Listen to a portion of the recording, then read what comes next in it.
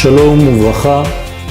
Dans le cadre de nos shiurim, nous allons aujourd'hui développer le thème du royaume du ciel ou bien de la royauté céleste. Et en réalité, c'est le sujet principal de Rosh Hashanah. En effet, le jour de Rosh Hashanah, nous avons un rendez-vous intérieur, intime, avec la royauté du ciel, et il faut définir cette royauté céleste qui est en réalité la capacité de l'infini à traduire ses valeurs dans le monde de toute la création. Ça veut dire que lorsque nous parlons de la malchout, de la royauté d'Akadosh Baruch Hu, eh bien c'est comme si on parlait de la partie inférieure, si on pouvait s'exprimer ainsi, du divin qui gère la vie de toute la création.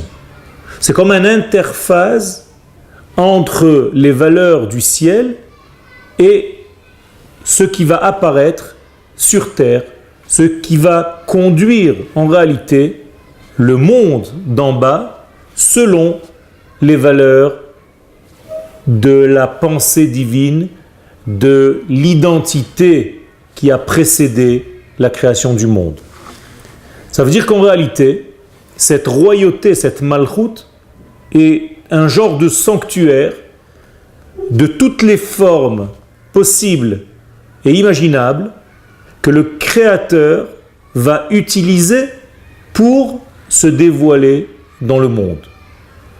On comprend dès lors que cette couleur qu'aura le lien entre l'infini et le fini dépend en réalité de celui qui est censé être le porteur du message divin sur terre, autrement dit le peuple d'Israël.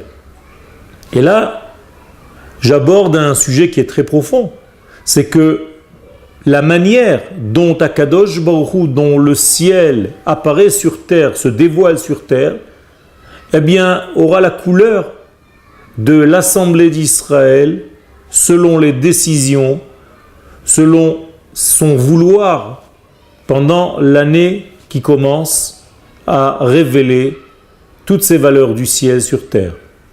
Cela paraît compliqué, mais en réalité, à Rosh Hashanah, c'est exactement ce qui est décidé. C'est-à-dire que l'on décide ce jour-là, entre le Créateur et toute la création, quelle sera la nature du lien qui unira ces deux degrés pour une année complète, pour l'année à venir. Et c'est pour cela que nous avons rendez-vous ce jour-là, le jour de Rosh Hashanah, parce que nous avons les clés de ce secret du temps, et que nous savons exactement mettre le point sur le moment précis où ce choix, entre guillemets, se renouvelle pour une année tout entière. Et donc le jour de Rosh Hashanah, nous nous rassemblons, le peuple d'Israël, pour décider ensemble, avec le Créateur de ce monde, la couleur, la nuance, la nature du lien pour une année. Be'ezrat Hashem, dans les prochains cours, nous allons essayer de comprendre comment ce lien est décidé, qu'est-ce que cela veut dire exactement, et nous développerons ce sujet dans les prochains cours.